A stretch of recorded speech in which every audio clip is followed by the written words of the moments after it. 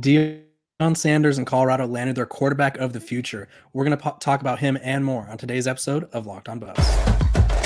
You are Locked On Buffs, your daily podcast on the Colorado Buffaloes. Part of the Locked On Podcast Network, your team every day.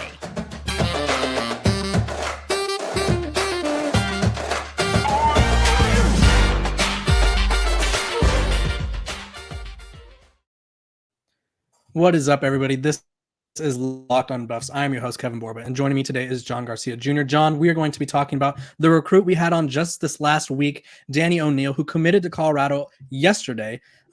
Colorado's quarterback of the future. We're going to talk about him, a spring standout, and then we're going to talk about the new mindset around Boulder, which we kind of saw in Deion, Coach Prime's first press conference after the spring game. But before we do, I want you guys to know this episode is brought to you by FanDuel Sportsbook, the official sportsbook of Locked On. Make every moment more.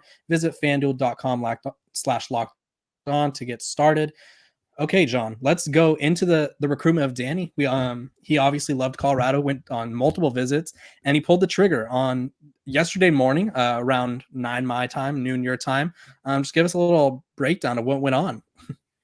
This was a huge deal for Colorado. This was a prospect who not only is nationally known and coveted, but one who thought he was going to take 2, 3, 4 more visits to other schools before shutting it down and making a verbal commitment. But clearly, Danny saw all of what he needed to during his second trip to Boulder. We talked to him last week, as you mentioned, Kevin. The first visit was about the introduction, right? What is Colorado about? Let's get FaceTime with Deion. Let's get FaceTime with Sean Lewis as people, as coaches. Let's dig into those relationships. So this follow-up trip was really about ball. It was about the X's and O's with Lewis. It was about watching Deion conduct his first practice as Colorado's head coach and spending a lot of time with Prime thereafter. And that's what really sealed the deal, that combination of the tangible with Lewis and just being around Deion for 2 days was enough for Danny and his family, which was really important in this decision. So much so that obviously coming out of the visit, as you and I tracked behind the scenes, this was a matter of when and not if Danny was going to pick the Colorado Buffalo. So this is a really big deal. Northwestern and Illinois were supposed to host him in the coming weeks. And remember, he was fresh off of trips to both Miami and Michigan State. So really those 5 schools, of course, with Colorado included, were supposed to be in the thick of it for O'Neil all the way through the spring, where he did want to make an early decision, but not necessarily this early. So I think it says a lot about what is already in place there at Colorado from the coaching perspective. And then from Danny's perspective, I think it says a lot about him and his confidence. This is a kid who has been around the hype twice now and it hits a little bit differently with spring football. And he wants to jump right into it. You have to love that about a quarterback in particular. You know, Danny, when we went over his skills in that exclusive interview, he talked about the non-physical first. It was his intangibles. It was his intelligence and his competitiveness that, in his opinion, makes him arguably the best quarterback in this class. And that competitiveness, I think, shows in droves, having committed to Colorado, watching Shedeur Sanders practice, watching Prime and all the guys and all the hype, extra media there compared to years past, all of those things, wanting to step into that spotlight, I do think says a lot about Danny O'Neil, just the person and the competitor before you get to any of the quarterbacking skills.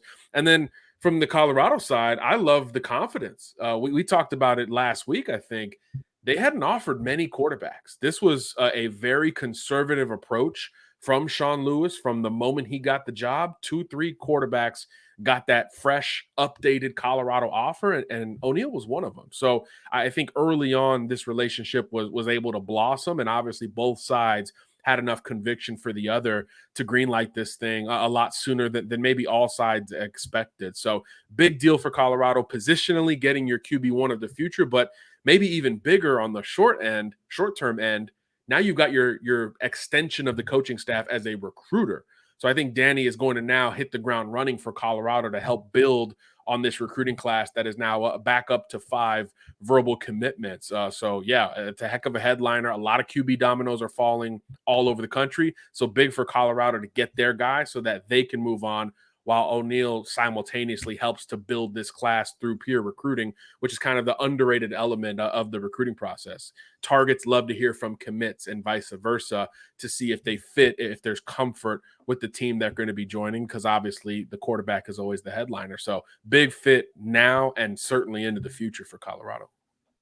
Yeah, and I think the point that we really need to hammer home is that this is Colorado's quarterback of the future.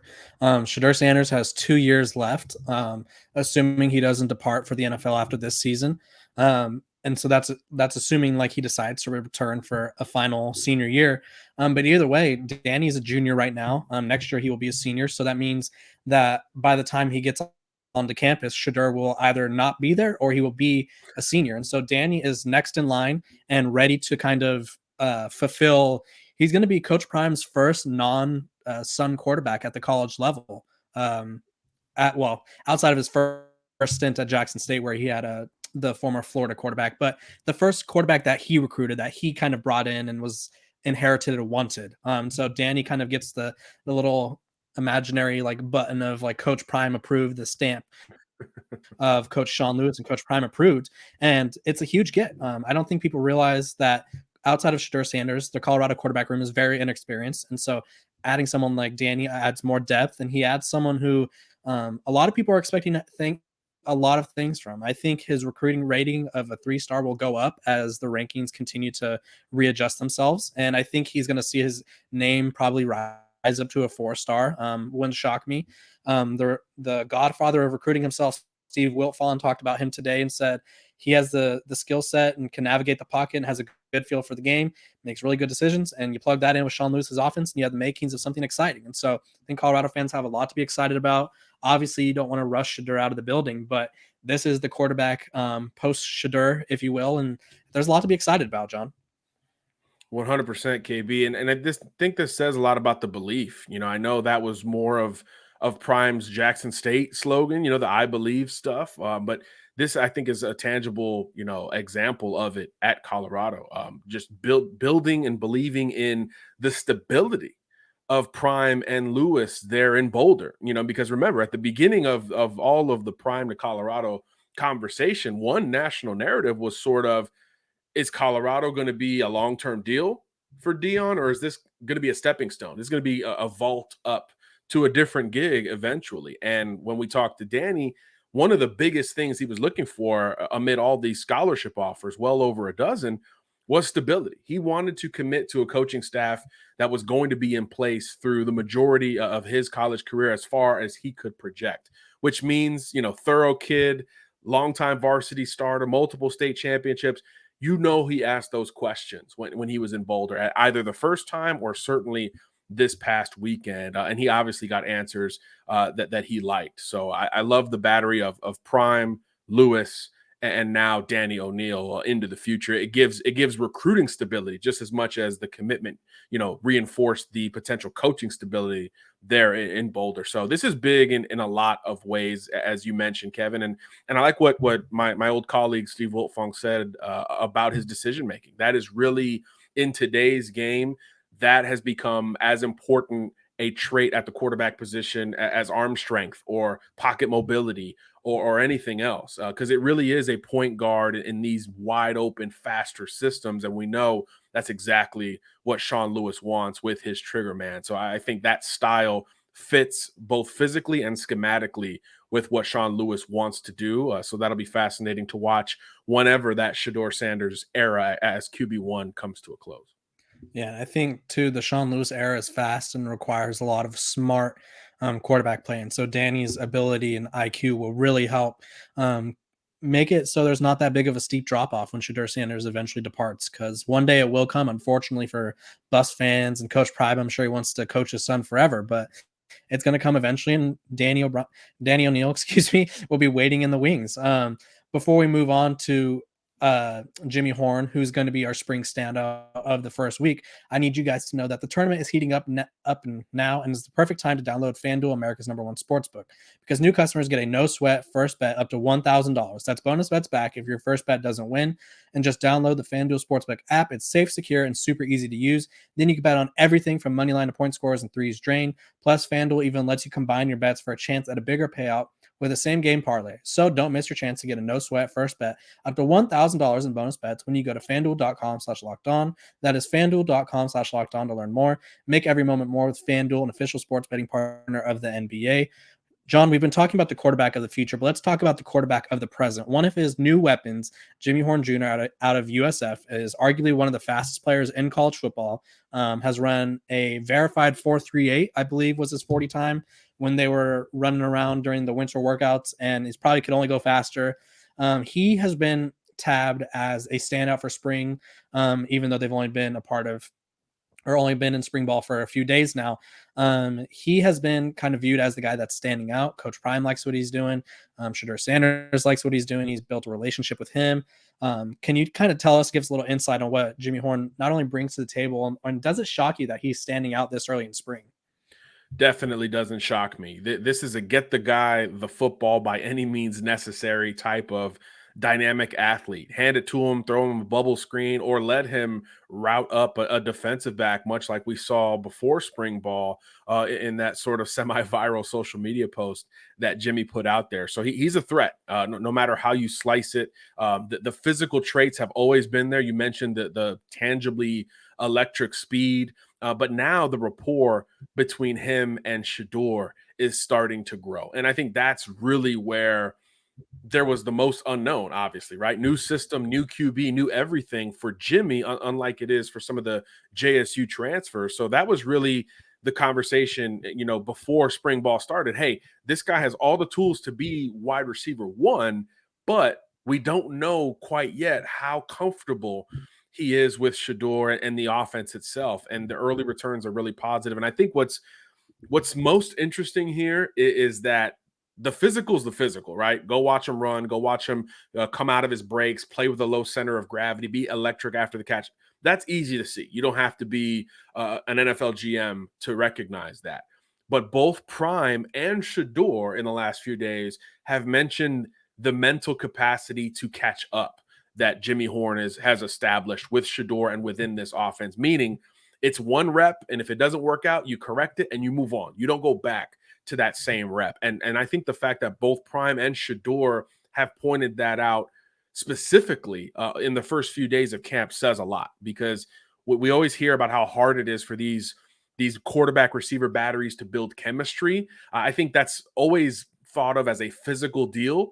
But mentally, it's about, hey, this is when I break off my route. This is when I want to do this. This is how I like the football. This is how the football comes off of Shedeur's hands, conversely. So all of those things are already starting to click. And I think that's where, you think of the season. You want to fast forward all the way to September, and Shedeur Sanders is scrambling. Now all of a sudden that chemistry with Jimmy Horn just feels like it means that much more. Because on 3rd and 6, when you're out of the pocket and you got a guy streaking towards the sidelines, you know exactly where he wants the football and how he likes to track it. So that trust between the two, and trust is the word that Prime used to describe the relationship, I think is big, because we know he's already got it with Travis Hunter. We know he's developing it with everybody else, but there needs to be kind of that clear alpha. And it's incredibly early, but I think both physically and now we're starting to learn mentally, Jimmy Horn's got all the ability to potentially be that guy. Yeah, and I think there's two things to know when talking about spring standouts. One, championships aren't won in spring, but you can help prepare for a championship in spring. Two, position battles, they may not always, sometimes they are, I guess, won in spring, but they may not be won in spring, but they carry over to fall camp. And so whatever happens in spring kind of carries over, and that's where they start off. So if you're wide receiver one at the end of spring camp, you will be wide receiver one likely at the beginning of fall camp. And so even though it's only been 3 days now of spring camp, I think getting that initial standout, you're already on the coach's mind, you're on the quarterback's mind, because you already know Shedeur and Coach Prime, even when they clock out, I'm sure they have discussions about who they kind of like. It's just like a father-son thing. I think they probably have a mode where it's like coach player, and then they have father-son. And I think a lot of their life is intertwined in football. So even their personal conversations probably have a lot to do with football. Just me guessing, but I imagine that'd be something along those lines. And so if they're both talking this highly of Jimmy Horn, I think he's kind of cementing himself as one of the guys already. We already had those expectations that he would be one of the three guys, one of the top two guys, because Xavier Weaver was his running mate at USF. He was the top target at USF. But this is a new territory, new offense, and Jimmy Horn has a chance to cement himself as the top guy. And he especially has a chance to kind of take advantage of all the people that aren't there yet. And so the more reps he gets with Shedeur and the more reps he gets in Sean Lewis's offense and his shows ability to learn and stand out, I think it just kind of propels himself to a better role. Absolutely. The reps, you really can't replace that. I mean, it's something that just has to be done. It's like doing the dishes, right? You've got to get that done before you go to bed. So that's something that these two, look, they were already working on it pre-spring. I think that says a lot as well, because every single new receiver, every non-Travis Hunter out there at Colorado's got to be like, hey, Shedeur, can we go throw? Can we go do this? So for Jimmy to have already occupied a chunk of that time, I do think it says a lot about him as a person, as well. So all of this is starting to click. And look, Colorado's going to need it. I know it's early to look ahead, but we've talked about it. The Pac-12 is pretty darn good, at least optically going into 2023. Points are going to be very much needed against any and every opponent. So any type of chemistry or advantage you can build in March is going to be big, because sometimes it does reflect, when it hits the fan, as they say, when the bullets are real in the fall. Yeah, I think especially for Jimmy Horn, the more reps you get with QB1, the better you guys' connection is going to be. And in a conference full of talented quarterbacks, it's going to be intense. But Jimmy Horn is the guy that is standing out in spring right now. And he's the guy that's kind of, at least for the moment, is kind of getting that lead in the wide receiver race, because we've talked about it. I like to look at the trends of coaches past seasons. Sean Lewis relies on 3 to 4 receivers. So you got to be in the top 3 or 4. And we already assume that Travis Hunter is probably going to be some kind of hybrid. So that's one spot. We got Shedeur Traore. Yeah, Shedeur Traore is going to have to be in there as a tight, even though he's a tight end wide receiver hybrid. So then that kind of leaves 2 spots, if you will. So you have 4 guys battling for 2 spots in terms of, obviously they're going to get on the field. All these guys are going to get on the field, but who's on the field the most, who's getting the most targets, who's the first option, stuff like that. So very big spring outing for Jimmy Horn thus far. Before we move on to the next part, I want to thank you guys for making Locked On Buffs your first listen of the day. For your second listen, check out our brand new podcast, Locked On College Basketball. Experts Isaac Schott and Andy Patton bring you everything you need to know on and off the court, plus hear from big name experts, coaches, and players throughout the basketball landscape. Locked On College Basketball, available on YouTube and wherever you get your podcast. Okay, John. I kind of mentioned it earlier, and we'll talk about it again. Coach Prime has talked. He talked one time thus far publicly. They had a post-practice little presser, and he discussed things such as relationship with Shedeur, which I wrote about over at Athlon. Go check that out. He talked about how the practice went, how Jimmy Horn standing out, just how everything is going thus far. And so I wanted to get your takeaways from the first comments of Coach Prime, because mine, I have to be honest with you, the culture is evident. We're 3 days in. Obviously, they've been. I think people forget, prior to spring ball, Coach Prime is not really involved. He can kind of like communicate with the players, like text, hey, whatever. They see him, cool. He doesn't get to coach them. It is all the strength and conditioning guys, and all of the workouts that we saw with Jimmy Horn and Shedeur and Travis. Those were player ran. That's they kind Coach Shedeur Sanders right there. Coach Shedeur, yeah, that is Coach Shedeur. Because the players run that, and they're the ones who are kind of choosing to get together. And so this is the first time that Coach Prime is with the squad. And so to see the even though he hasn't fully been involved yet, because obviously rules prohibit him, you kind of see his impact already. They've been talking about, I think the thing that stood out to me the most was that the players graded themselves a C on day one. There was no benefit of the doubt. Like, we're learning and we'll get better. It was a hard C. He said that they felt like they could have done better. What is your biggest takeaway so far? I like just the openness. Obviously, the access has been phenomenal near and far since Prime arrived in Boulder. But I think how honest he was about even the structure of practice says a lot. There's not a lot of coaches, and he really dug into the specifics, right? The intricacies of the practice schedule. And he's doing 18 plays with the 1s and 2s, 16s with the 3s. For those who are unfamiliar, that is almost unheard of. I know it's early and there's a lot of self-evaluation going on for Colorado, but the 3s getting that much run is not something that we typically see at any level of football. But when you think, again, you zoom out and you think of how many new faces are here or are there in Boulder, I should say, and then how much self-scouting has to go down, again, outside of Shedeur and Travis and a couple other folks. This is, a 98 person evaluation, every single day. So to see that tangibly implemented from a structure standpoint, I do think it says a lot. This is going to be done with work, and that sounds so stupid when it comes out of my mouth, but it has to be done that way. All the flash and the buzz that has been built there is great, but they have to do the work, and that includes the coaches. And Deion has really held the coaches accountable, whether you see snippets of what they're doing in the meeting rooms or on the field. He's also coaching the coaches. That was my second takeaway. This is an evaluation for everybody, all the way up to himself at some point, but both coordinators and then all the position coaches on down. He's evaluating everyone all at once while everything's supposed to go really fast and there's 98 new faces. I mean, it's really a colossal task that is underway in Boulder. So to see it this organized and this open early on, I think is still pretty darn fascinating early in spring practice. But look, there's still a long way to go, but that pace is going to start to answer some questions, that they're trying to go as fast as possible in practice. So all the QBs are going to be able to throw to all the receivers at some point, right? So I think that part of the process and the speed with which it's going down will help maximize the reps, which is really not something we hear enough about during spring football.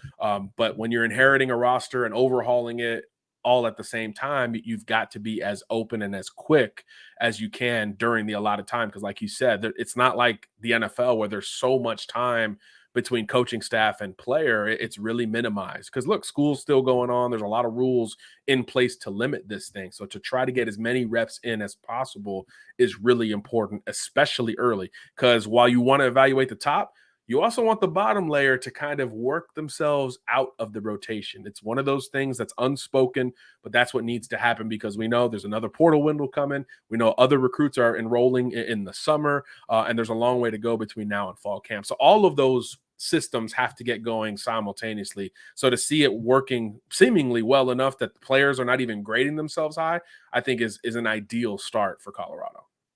Yeah, and I think you touched on it. They have to kind of weed out the guys who are probably going to leave. It's not saying that they want guys to leave. It just kind of it's business, like you said, there's another transfer portal window opening. There's always a need for more depth at certain positions, whether it be quarterback, offensive line, defensive line. There's always room for depth. And Colorado's spring practices, it's kind of like a combination of a first day of school combined with a position battle nonstop and just constant evaluations because there's so many new faces. There's a new staff, new players. And so everybody's battling for respect from Coach Prime. Everybody's battling for a role on the roster. And then everybody's just trying to get familiar. And so there's a lot of moving pieces. I think at the end of the day, we have to remember that there's going to be 45 new players. The whole staff is pretty much brand new and they're all getting used to each other. And so a lot of people are getting used to a lot of new things. And Colorado has a big, I'd call it an uphill battle in terms of just, I think they'll find success. I think they just have to get over the awkwardness and the weirdness of learning about each other. This is a kind of like, hey, my name's Kevin name tag situation where they probably do have to get familiar with each other still. Even though they've been working out and stuff, you haven't been familiar with each other on the field. And so I think they just have to learn more about each other. And so I do like the accountability though, like I mentioned, and then the accountability and just the openness, like you mentioned. It's been great for the program and it's a great way for people to kind of learn about the ins and outs of college football because we usually just get one word answers of, yeah, we worked with the offense for 20 minutes, or not one word, but like one sentence basic answers. We worked for the offense for 20 minutes, worked for the defense, did special teams. And it's like, okay, cool. Coach Prime is telling us exactly what's happening. So the openness is there. The success will likely be there. And we've already seen on the recruiting trail, we've seen Danny O'Neill hop on. We're seeing Jimmy Horn hop on the success wagon, if you will, during spring. And now we're seeing the players come together. And so great spring first outing, I would say, for the Buffs thus far. This has been Locked on Buffs. I appreciate you guys for listening every day. We know John, we know you appreciate us. We appreciate you guys, and make sure to find us wherever you get your podcasts. Make sure to like, subscribe, share. We are going to have some more interviews coming up, recruiting news, everything in between, everything you need to know here on Locked On Buffs. So make sure you follow us and hang out for more. We will see you guys tomorrow.